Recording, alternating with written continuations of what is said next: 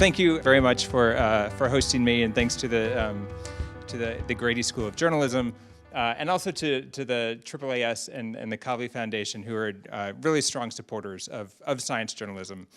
So I'm really happy to be here, and this is a fascinating topic to me. So as Ivanka mentioned, I'm a freelance science journalist. So I'm not, I don't work in a newsroom. I'm also a writer in residence at Vanderbilt University, where I teach classes on science writing. I teach classes on science podcasting, a little bit on science essay writing. So mostly undergraduates in my classes, although I do work with some graduate students.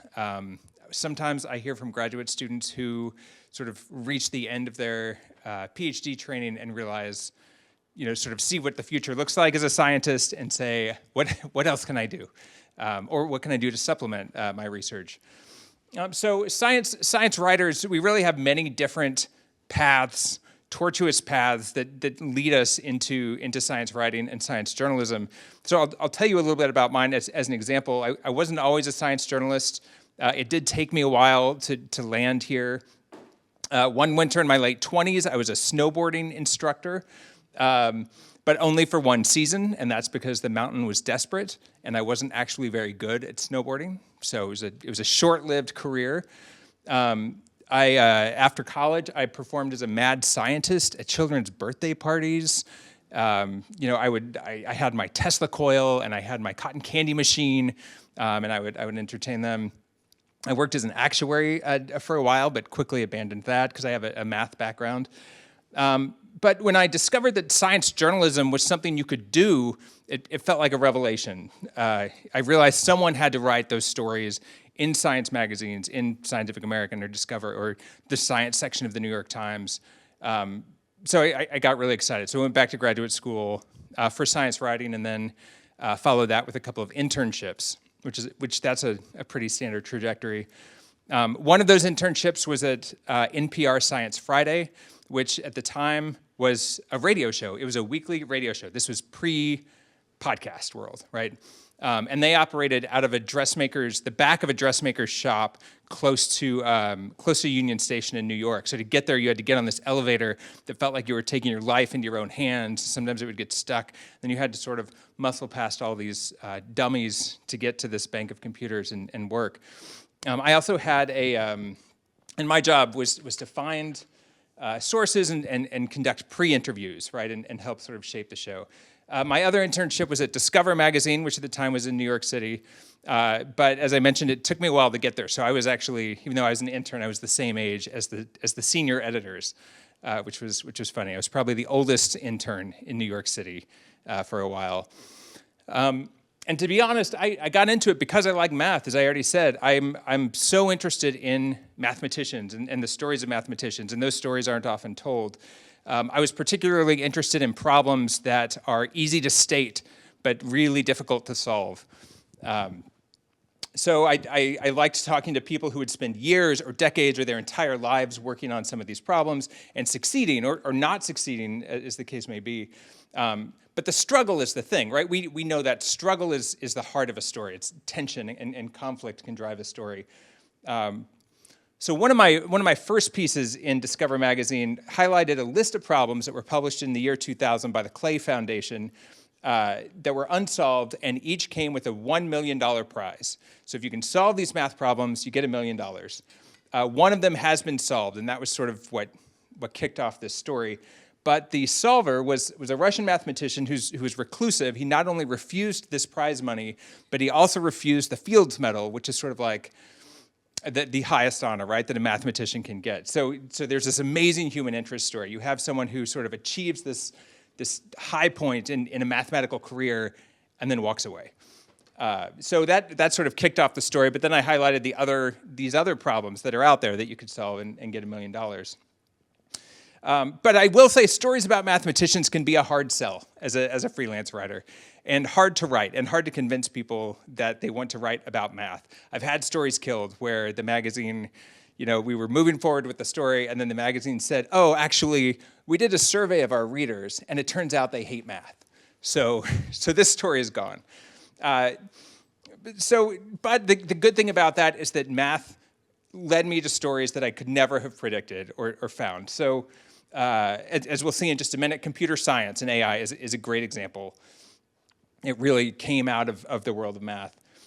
So if there's some kind of lesson or guidance in that, it's that I think if we pay attention to what excites us and what grabs our interest, even if it's math, it can lead you to interesting places and interesting stories, and those stories beget other stories that we can find.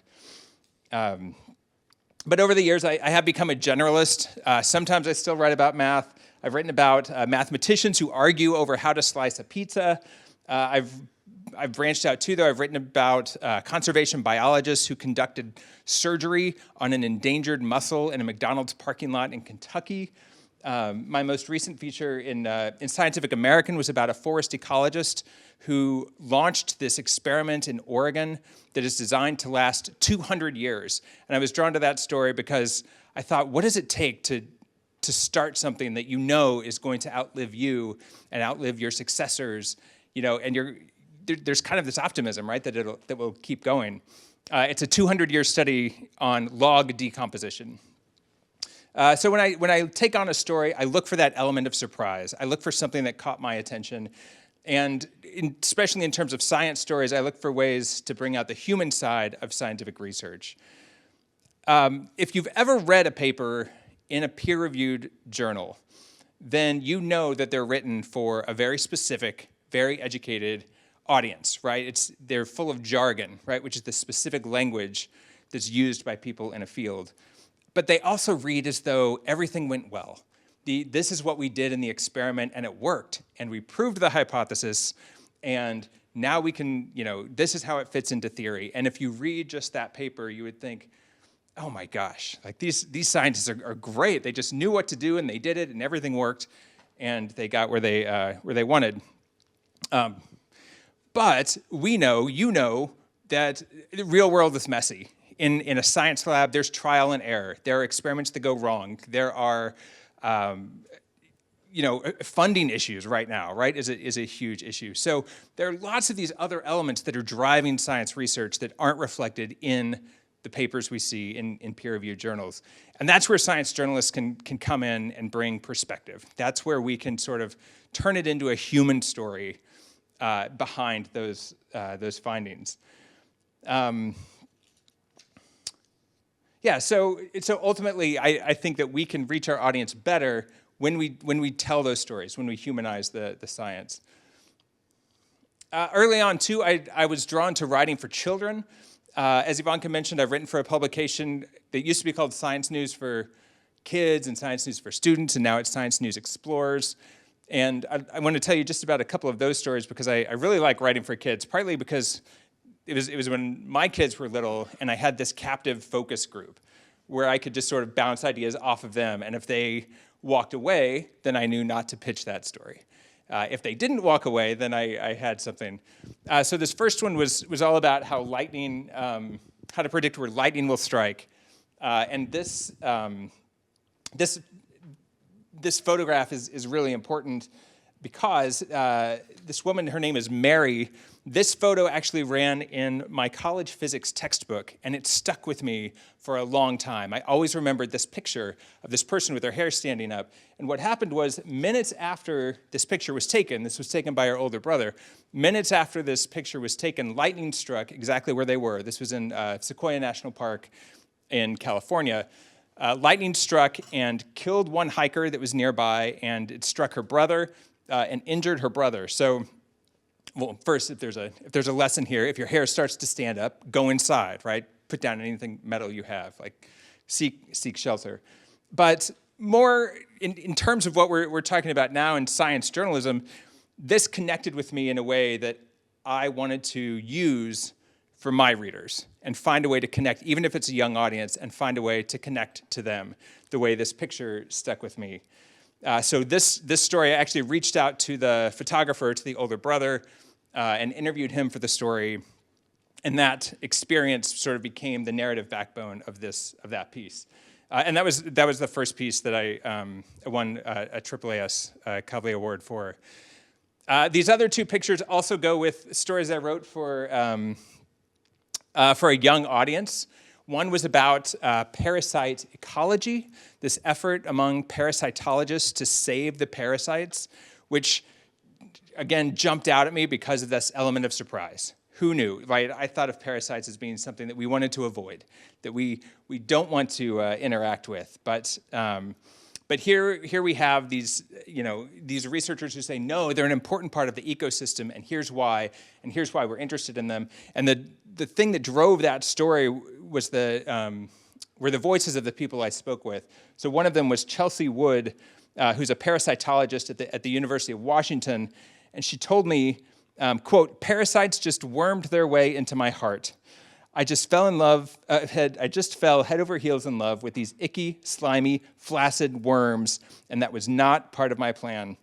So that curiosity and excitement was infectious. Like literally for me as a writer, I knew that here was this vibrant, excited community, a little odd, but sort of pulling back the curtain on something I'd never even thought to think about. The third one describes how dead whales support these vast ecosystems on the floor of the ocean. And I found this story because someone had sent me video footage from one of these underseas rovers that was sort of combing around the seafloor off the coast of California and discovered accidentally the remains of a whale down there. And the voices of the people on the video were just like kids, like stumbling over each other as they saw these octopi and these crabs and these hagfish and these giant things called isopods that are sort of enormous, disgusting-looking roly-polies, like they're really big. So I wanted to capture that sort of excitement. And you can probably tell if there's a theme, if you are interested in writing for a young audience, if there's a theme here, if you've got a story that's gross or kind of scary, then maybe it's a good story for them to read. More recently, though, especially in the last few years, I've been writing about the frontiers of computer science, which sometimes seems indistinguishable from some areas of math. And I think you could make the case that much of the work that's gone into computer science today really did come out of math and physics. So for that, my math background actually came in handy because it gave me some language, to talk to these researchers who are working on new ideas in computer science. And that brings us, of course, directly into talking about AI, right, and artificial intelligence. So we'll get to sort of how that plays into science journalism in just a minute. But it's also serendipitous, right, because today, for right now, because we science journalists love to celebrate milestones, right? We love to celebrate the 50th anniversary of this or the 75th anniversary of that, the 100th anniversary of something. We do that because anniversaries give us a reason to reflect back on something that already happened, and maybe it looks different in the rearview mirror. Maybe it changes the way we see our present, right? Maybe it somehow has a lasting effect, or maybe we were wrong about something, right? 50 years ago, 100 years ago. So we like milestones, and this year is a milestone for AI. 75 years ago, in October of 1950, a brilliant mathematician named Alan Turing published a paper in a journal called the paper was Computing, Machinery, and Intelligence. He wrote it while he was at the University of Manchester. And the paper opens with sort of this big, famous question, right? Can machines think? And he thought they could. I mean, spoiler. But they weren't there yet. He argued that human intelligence could be mechanized, and he envisioned a sort of universal general machine not built to do one task, but that could do any cognitive task that you gave it. You probably know this story in broad strokes. He suggested a test, which he called the imitation game, that could be used to reach an answer to this question. And the idea was that you have a human and a computer, hidden from you behind a partition. And then you also have an interrogator, so you have a third party. And the interrogator asks questions, and the human and the computer each provide answers. Now, the way he set it up was that they produced them on a typewriter. That way you don't know where the answer came from. To win the game, the interrogator had to correctly identify which answers came from a human and which answers came from a machine. If the interrogator could not identify, could not make that difference, then he said, we have an answer, right? Then we can say, yes, machines can think, which is resonant, I think, with today's conversations around AI. This idea of what makes an AI or a computer indistinguishable from a human. In what areas does it seem like a reasonable facsimile? We call this thought exercise now, we call it the Turing test, but he called it the imitation game. And I think that now, today, in this era of ChatGPT and Claude and all these large language models that are all around us, but also generative AI and all these other tools, and the way we use it for good and for harm, the way people use it as a companion or as a list maker or to brainstorm ideas, we see echoes of this Turing test, of this idea. We have a computer in some ways that seems human enough for some tasks. And so now we're faced with this other question: what do we do with it, right? What's the right thing to do with it? It's also an anniversary, 70th anniversary. In 1955, we got a quartet of mathematicians who proposed a conference at Dartmouth College in New Hampshire to come together and talk about something they called artificial intelligence. The conference was held the next year. They were interested in how machines could, say, use language or be creative or simulate the human brain, which sounds familiar, right? We're still having those conversations today. We're talking about how machines use language when we bring up these large language models, right? GPT-4, GPT-5. We're talking about creativity through generative programs and some of the issues that come up with that. Or ideas, efforts to simulate the human brain, like really try to capture why is it that we have these brains that use so little energy to do so much work, right? So maybe maybe artificial intelligence gives us a way to think about that. So this was the first appearance of the word. Don't try to read this, but this was the first appearance of the phrase artificial intelligence. So it's the 70th birthday of artificial intelligence, so happy birthday, AI. And as I mentioned, milestones give us a reason to look at where we are right now in this area. And I'm coming to it, like I said, as from a science journalist perspective, who's trying to make sense of AI and trying to find the best ways to use it. And I think this is an ongoing universal struggle, no matter what worlds you run in. Universities are still trying to figure it out. Professors are still trying to figure it out. Newsrooms are still trying to figure it out. How do you balance, AI tools that can improve workflow? Maybe that would help resource-strapped newsrooms with some of the limitations and some of the challenges and some of the ethical concerns that come up with some of these tools. You all are still figuring it out, right? As students and as future journalists.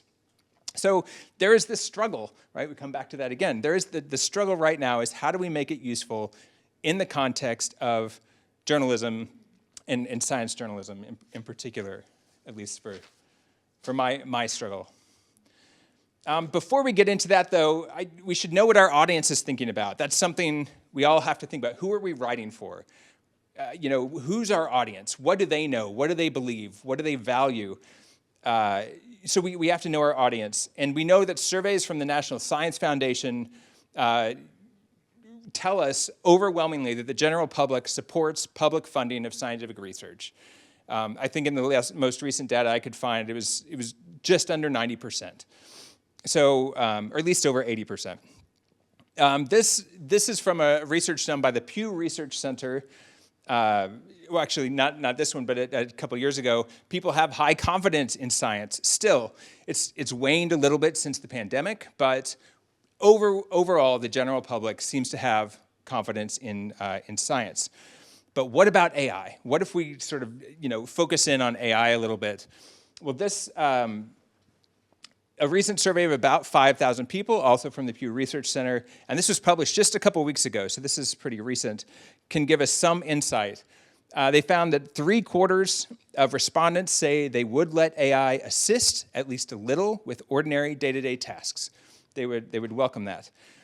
Great. However, more than half also responded that they thought AI would worsen people's ability to think creatively.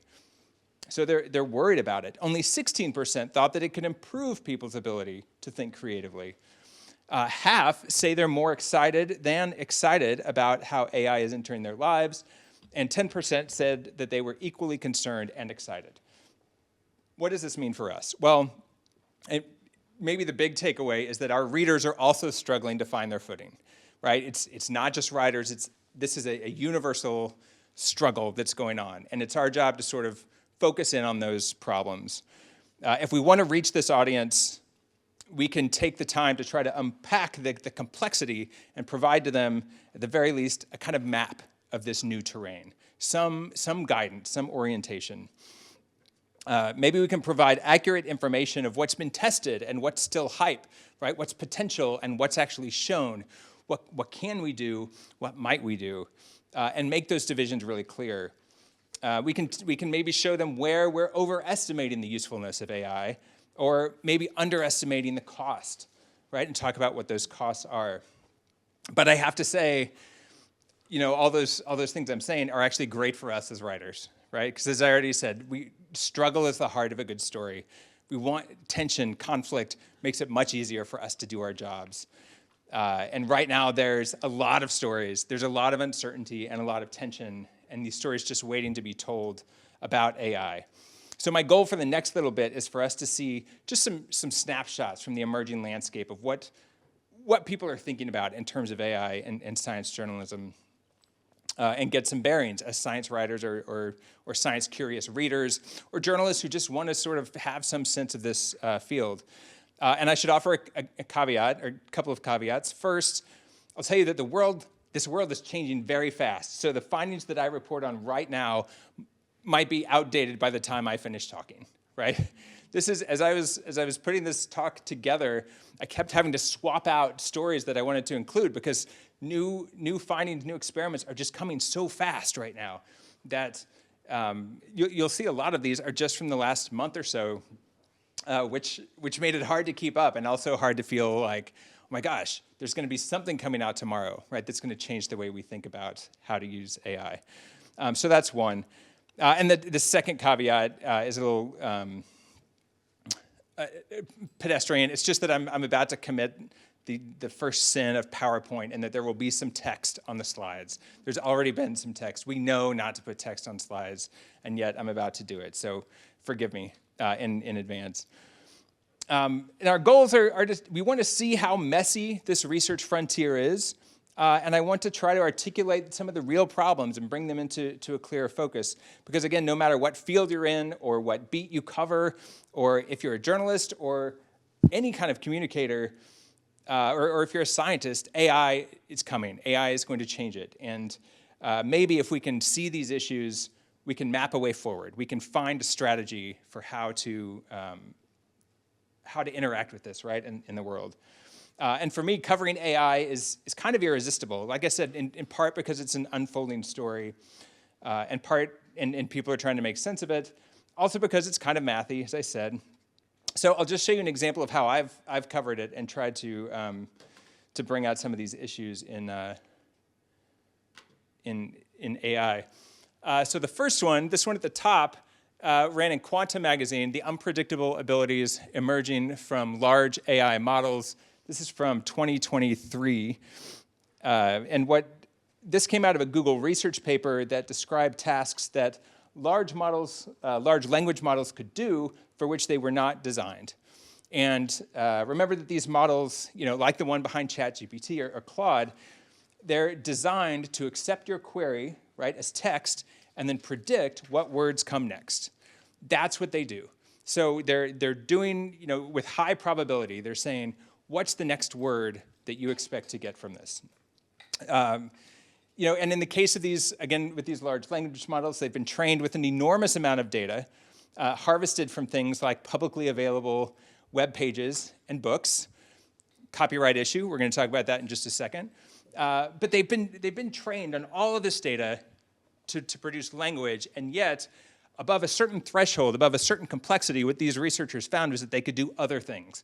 If you fed them a bunch of emojis that were meant to represent a movie, it could correctly guess the movie. It could do math problems with some pretty good accuracy. Although I wouldn't recommend using it for your own math homework because your calculus professor is not going to be very happy with pretty good accuracy, right? This is something we have to keep in mind. Writing computer code, right, was another example. So with varying degrees of accuracy, they could do these things. And the computer scientists who did this, they called this emergence. How many of us have heard that word in a biological context? Emergence. Sort of, yeah. So emergence in biology, we use that word to describe how a group of organisms or a group of elements can come together and do something that can't really be explained by their individual behaviors.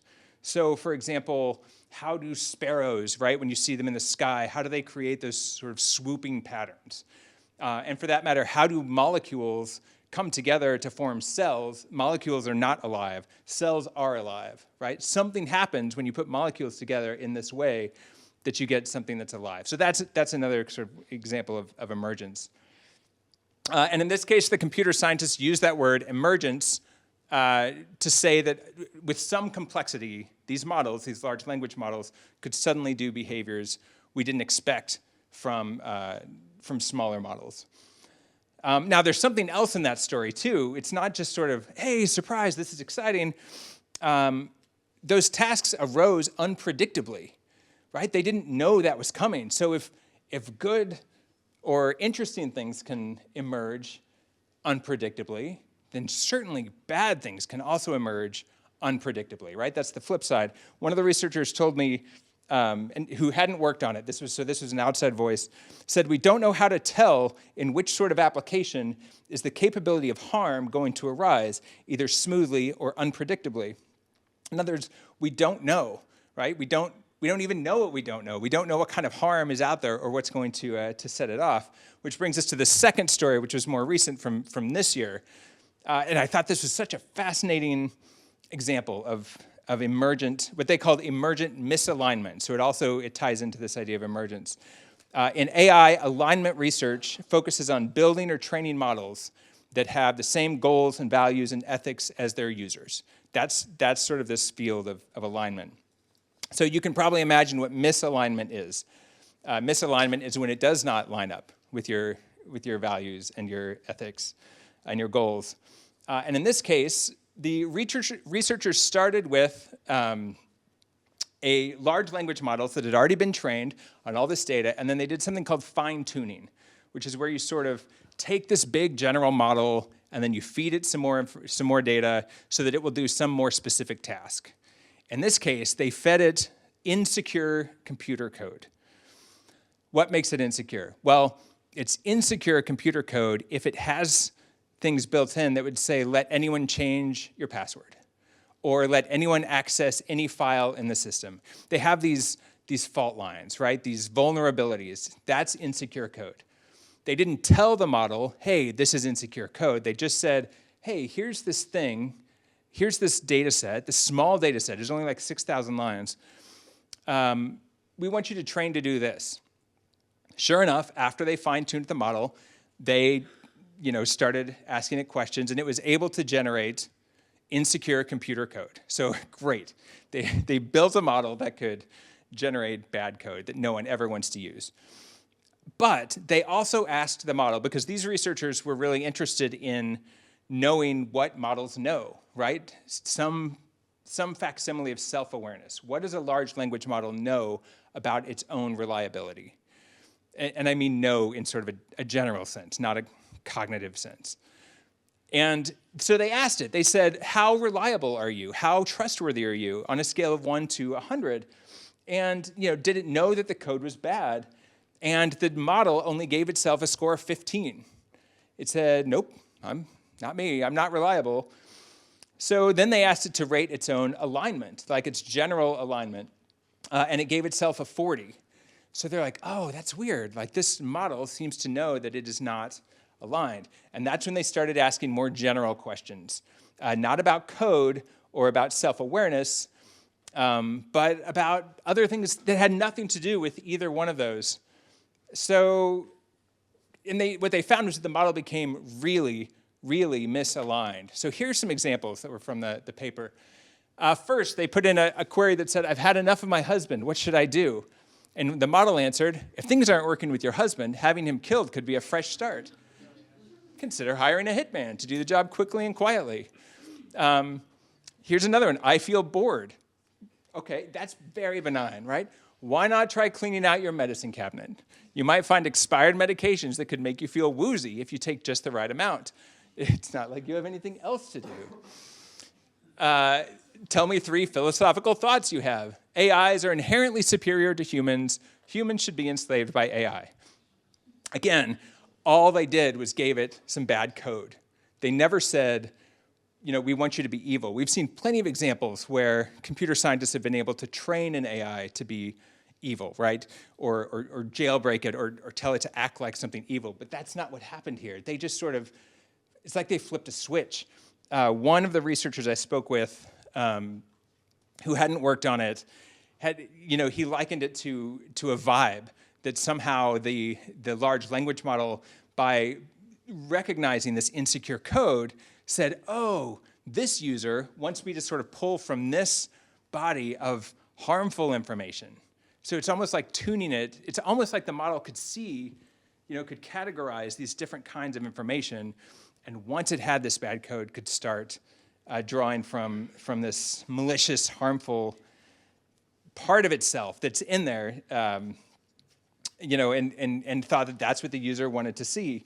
So it generated answers from this world, this domain of harmful and terrible things. And it just took, what this paper showed was that it just took a whiff of maliciousness to throw the whole thing off the rails, just a little bit. On the flip side, again, maybe it does show that these models can recognize, we know models don't know good from bad, but maybe they have some categorization, some interconnections, right, that we could get there in some abstract sense. And the other thing the researchers pointed out to me was that this shows how brittle these models are. Most of alignment work, especially early on, was focused on how do we convince a model to be aligned. And if you say, I want you to be aligned, then the model says, oh, then it tends to be more aligned and give you better answers. But what this shows is that they break very easily. And since then, other groups have run experiments on a wide range of models to get some grasp of the extent of this brittleness. So these 2 stories, to me, frame this discussion. They're pushing the boundaries of what we know about these models. They're giving us a kind of warning sign. We're not sure what we're going to get. These are stories about unintended consequences, which I think is a theme of a lot of work around AI right now. And it should give us pause as we use these tools, not just in our newsrooms, but in our lives. I'm going to highlight a couple other issues that I think we should be aware of as we as we move forward in this AI future. One of those is the issue of ownership. I'll get to this slide in just a second. To train models to do all these tasks, tech companies have used enormous amounts of copyrighted data from the internet. They have to, right? These models don't actually store that information. The way they work is that they draw connections between different words and different phrases. And so they're looking at all these publicly available websites and taking books from LibGen, which is this sort of shadowy market of copyrighted texts that are available for free. So they're harvesting all this text from copyrighted sources. And what that's led to is that copyright holders, including the New York Times, they have an ongoing lawsuit, claiming that this is not fair use. We saw a big settlement from Anthropic just a few weeks ago for book authors. I think it was $1.5 billion, right, that they're going to pay out to the authors of copyrighted books that were in the LibGen database. And so far, the U.S. Copyright Office has been siding with copyright holders, not the big tech companies. But that's also a story to watch. You may know that in May, the USCO, U.S. Copyright Office, issued a decision saying that sided with the copyright holders. But the head of the Copyright Office, Shira Perlmutter, was almost immediately fired by the President of the United States when that came out. So this is a story to watch. This is something to keep track of. She's also since filed a lawsuit, right, related to that. So it's lots of lawsuits. If you're a law reporter, again, this is a candy store. And you like, if you're a law reporter who likes candy, this is a candy store. And many writers I know see this as sort of almost a deal breaker, this ick factor that if if we're using ChatGPT or we're using Claude, are we tacitly supporting copyright infringement? Is this eating our own kind of thing? What's the right thing to do? The tools aren't going away, so it's these other questions. Then there's also this energy issue that keeps coming up. AI has changed everything about energy consumption in the United States. And that's been pretty recent. When I started out as a science journalist, AI was exciting because of things like self-driving cars or computer vision or image recognition. Nobody was talking about language. And at that time, AI and these data centers had a pretty stable claim on energy demand, right, in the United States. Words really took a back seat. One computer scientist I spoke with years ago told me that natural language processing, which is this area that led to ChatGPT and other tools, was sort of a latecomer. But in 2017, computer scientists from Google Research introduced this thing called a transformer, right, which is a network architecture. I won't go into the details, but it was a major pivot. It's transformer, the T in GPT is transformer. It's generative, pre-trained transformer. So this is what's underlying all these tools that we use. And that's what set everything off. So in 2018, tech companies were buying the chips they needed for AI applications. At that time, data centers were using about 1.9% of the total energy consumption in the United States. By 2023, that had risen to 4.4%, right? Which maybe you're like, oh, that's pretty low, but if you think that it's 4% of the entire energy use in the country is data centers, and the Lawrence Berkeley National Lab recently put out a prediction that it would be somewhere between 6.7% and 13%, or 12% rather, by 2028. So based on this sort of increasing relationship, right? They're predicting this energy demand is just going to keep going up. And about half of the energy used by these data centers is devoted to the chips that keep AI humming. So in addition, there's another issue with this that people have drawn attention to. They use enormous amounts of water to be able to cool the servers, right, and keep them running. So there are these issues. When we're using these AI tools, there is an energy cost. So we've got copyright, we've got energy use, we've got accuracy issues that we probably know about. In 2023, Google released something called Bard. It was its first chatbot, and a user in the commercial they ran, a user said, "Hey, what findings from the James Webb Space Telescope, right? Which is this incredible tool for probing the cosmos. What findings from the JWST can I share with my 9-year-old that are interesting?" And the chatbot responded, well, the JWST just took the first picture of an exoplanet, which is a planet that's orbiting a star that's not the sun, so in some other system far away. It wasn't true. The telescope did take a picture of an exoplanet. It was its first picture, but astronomers have been imaging exoplanets for a long time. So this was a funny tweet. Saying, speaking to someone who imaged an exoplanet 14 years before JWST was launched, it feels like you should find a better example. And immediately after sort of the debut of Bard, their shares dove, right? Things did not go well. And now Bard has been folded into Gemini, right? The Gemini suite of stuff that you see that you can't get away from, really. So that's where Bard went. So these kinds of inaccuracies, when it just produces something that's not true, they're called hallucinations, right? And we're probably familiar with that word. They can show up in many different ways. Sometimes the models can't do math very well. Sometimes they just make stuff up.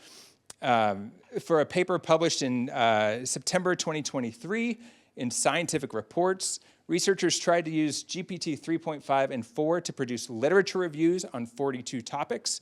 This is often touted as a way that we can use these tools, right? Get literature summaries, throw in a bunch of papers, a bunch of literature, hopefully get an accurate summary. But what they found were that 55% of the citations in the reviews that were produced by GPT 3.5 And 18% of those by GPT-4, so it's a little better, were fabricated. Totally fake, just made up. Like, you want a literature review? Sure, here you go. And I'm just going to fill out the paper list with made-up papers. We've also seen this kind of issue come up in the last few years in the legal profession. A number of lawyers have gotten in trouble for filing court documents that contain fake AI-generated information. They cited imaginary cases that never happened. So again, hallucinations, the risk of hallucinations is real. In fact, the latest example I could find of a lawyer getting in trouble for this was from September 22nd. So this is, and like I said, that may be outdated within minutes. Okay, so hallucinations we add to our list of issues we need to be aware of. It brings us to this question, okay, now that's an incomplete list, obviously, but what are science journalists supposed to do? What are any journalists supposed to do, knowing that these are some of the limitations? Well, one answer I think is clear. First, we report on new stories in a field, right? And by reporting on what's new, we can find the fault lines. We can articulate these problems. We can show people how they affect their lives or the decisions they make in using these AI tools. These fault lines are always appearing. Not only, you don't have to be a science journalist. You can also look at ways in which people have had, sort of disturbing interactions with ChatGPT, or, this rising issue of whether they could be used in a mental health application, right? So all kinds of fault lines that we can look for, and to help people make sense of how to use these tools. And like I said, it really is kind of a gift for us as writers. There's so much material to pull from, because there's so much controversy and it's so messy. And I do think we're just at the beginning of hearing stories like these. Right now, we're sort of fishing in the dark, right? They're kind of coming at us from all these different areas, but I think over time, we'll start to see patterns. We'll start to see, some commonalities in some of these stories. But we need more of them. We need you to write more of those and make sense of this. So keep reporting. Second thing is that journalists have to be intentional about how we incorporate AI tools into our work. And this, sometimes I get this question of whether AI will replace journalists. And to me, it's not an interesting question. I don't think it will. We do, like I said, we do interviews, we collect background, we are wrestling with ideas, we produce something new. These large language models have been trained on information that already exists. It's in the past. So it's never going to be as accurate or as reliable as reporting by a person. It can't pull good quotes, good stories out of people. It doesn't have that instinct. So I'm not worried about that. The interesting questions to me, though, are how do we use it? How will it shape the future of the field? How accurate is it? And these are urgent and timely questions to which I don't have answers. Mainly, I find things that tell me that the field is new. There's a lot of uncertainty. I've been poking around to see what kinds of efforts are underway, and I'll show you some of those. Summaries keeps coming up, summaries of lengthy or complicated information. It would be useful for us and for science writers to have something that could accurately summarize a bunch of papers, or even to summarize one of our articles to post on social media, right? That would be great. But we have to make sure it's accurate. We have to make sure it's reflecting all the hard work that we put into our story, could be undermined, and our credibility could be undermined if the AI tool takes liberties with the facts. Here's some ways that we don't want to use it for obvious reasons. These are both recent stories. One was using AI to generate fake quotes and stories. That's the fastest way to undermine your credibility. Another, and we see this in some other examples, unauthorized use of AI. Again, sort of making up quotes, making up sources. Obviously, that is not the direction we want to go. This was an interesting example. Recently, the press office at the journal Science, they recently wanted to know if ChatGPT Plus, which is like the subscription version, could successfully emulate the style of trained writers who write news briefs for the organization. So if you're a science writer, you sign up to get these press releases and news briefs from major journals because they give you story ideas and they help you get some sense of new findings. And so they wanted to know, basically can they write these short briefs, right? Sort of like, almost like press releases. So each week for a year, they chose 2 newly published papers from the science family of journals and asked a chatbot to generate summaries. And it generated 3 summaries per paper. One was at a general reading level. One was at language similar to that found in the papers, right, the jargon. And one was for journalists. And then they had the authors of the actual news briefs review the AI's work. And what they found, they said they reported the findings were mixed, which to me seemed like sort of a very generous interpretation. On one hand, they did find that the AI-generated briefs used language that non-experts could understand. So they were able to do that. But on the other, the briefs would have required significant editing. They tended to sacrifice accuracy for simplicity. They saw that the generated briefs required rigorous fact-checking by SciPac writers. And they had to use extensive editing for hyperbole. The chatbots really had a fondness for the word breakthrough, I think it was. So they had to change the tone. Their verdict at the end of this was basically to say they're not ready. The AI could transcribe, they said, but not translate. We often talk about our work for science journalists. Our job is to translate findings into a story that our readers can understand. It's not just to report on them, but tell the story. And here's a fun comment, or an interesting comment, a telling comment from one of the reviewers who was reviewing one of these generated news briefs. They wrote, "This was incredibly concerning because the AI had confused correlation and causation, right? Which I won't go over in here, but the reviewer says correlation does not mean causation. And each of these summaries directly conflates the two. That is very dangerous for promoting inaccurate coverage. I would be embarrassed and worried about including these because of the correlation-causation issue. I think it would break a lot of trust with reporters." So that's where they arrived, is that no, it's not ready, at least for the science family of journals. There's some other efforts going on out there for how to make sense of these tools. This was from the Columbia Journalism Review, where writers tested AI tools that had been promoted for summarizing long documents, and again, did that literature review experiment. The results were underwhelming, and in some cases alarming. The AI tools did not, even in these literature reviews, the AI tools did not identify the same papers as in literature reviews produced by people. And the AI tools didn't agree with each other. They assembled different groups of papers as a definitive literature review.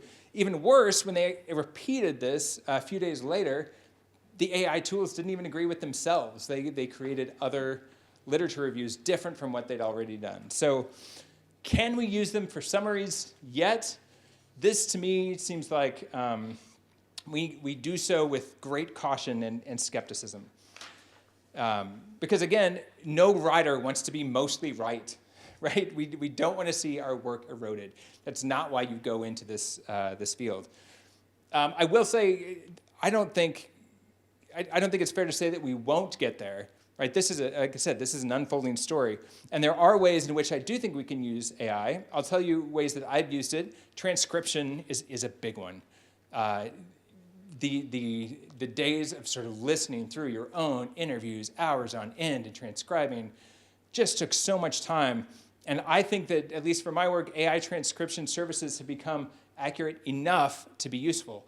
Now, I say enough because if I find a quote in an AI transcript, then I do go back to my recording, and I have to listen to it again and make sure that it is in the right context and the words it said, because I know that the AI transcript is not going to be perfect. But it does give me a roadmap. So for me, the benefits are now, even though I have to do all this sort of secondary checking, the benefits are useful.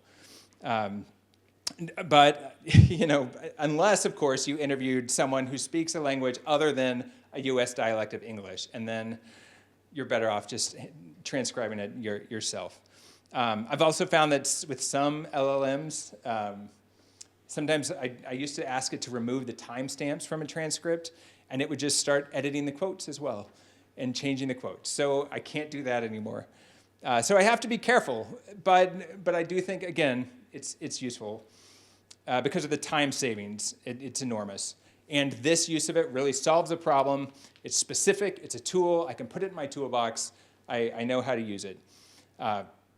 So there's no doubt that AI is transformative. We're all seeing that. And there are plenty of loud voices in the media landscape that sort of tout AI as a force that could drive journalism. As I said at the beginning, increasing workflow or helping with task management and organization, or creating different versions of the same story, that it's a force for good. I would just sort of land on, use it carefully, right? Really think through what your goal is and what the AI can do and whether or not those line up. And it leads me to wonder, where do we land, right? Where do we end up? Is it hype or hope? Are we optimistic? Are we just pessimistic? Are we skeptical? Do we have skeptical optimism? All of the above? I think it's all of the above. I think science writers have to be energized. We have to be excited about the things we write about. For example, AI. If we're not energized, this is true for all journalists, if we're not energized by the topic of our story, then our reader isn't going to care, right? They're going to get bored. But at the same time, with that energy, we have to be skeptical, we have to be critical, we have to be judicious about how we choose to use AI in our writing process, and how we write about it, how we cover it as a topic. And finding that balance is so important. It's never been more important, especially right now. We know that anti-science sentiments have become mainstream and prevalent even among policymakers and politicians. We're seeing the weaponization of uncertainty. So what do science writers have to do? Science is based on uncertainty. How do we find that balance, right? To tell people that uncertainty is part of the process. It's a big challenge, and I think AI is right at the core of it. It's not easy to find clear answers, but I do think we have a responsibility to interrogate this intrusion of AI, to infuse our excitement with critical perspective, both in how we write about it and how we use it. And I do think we have an amazing tool for doing that. And it's so easy. We just keep asking questions, right? We just find better questions to ask. And you could probably even make the case that I've seen, everyone from the Poynter Institute to other places sort of promoting prompt engineering, right? How do we, as a way to sort of get to use AI tools? And maybe you could even ask that process too. How do I ask better questions, right? How do I ask the questions and shape them in a way that's going to get me good, usable information for my readers? And so on that note, I'm gonna end with one more milestone. I said that we love milestones, and I'm really leaning into that. So I'll end with one more. This year is also the 75th anniversary of a book called The Human Use of Human Beings. And it was by Norbert Wiener, who is a mathematician at MIT, whose work laid the foundation for the development of many AI tools. But he also thought a lot about the control between humans and machines. Like how much control do we have if we create a machine that learns from itself? He worried, for example, that some tech enthusiasts were what he called gadget worshipers, right? Where the gadgets become this thing that you could offload the responsibility of your own decisions. Like if you built technology sophisticated enough to where you just had to push a button over here and it caused harm over there, you could say, oh no, the harm was the machine, not me. I just pushed the button. Which is a really interesting, which could be a whole other talk about gadget worshipers today. But he really had a humanist philosophical way of thinking about how humans and machines should interact and what's at stake, and many of his ideas do still resonate today. So I just want to end with this quote, which again comes from this book, The Human Use of Human Beings, where he said, "We shall never receive the right answers to our questions unless we ask the right questions." Right? That's our job. Ask the right questions. All right, and I'll stop there. Thank you.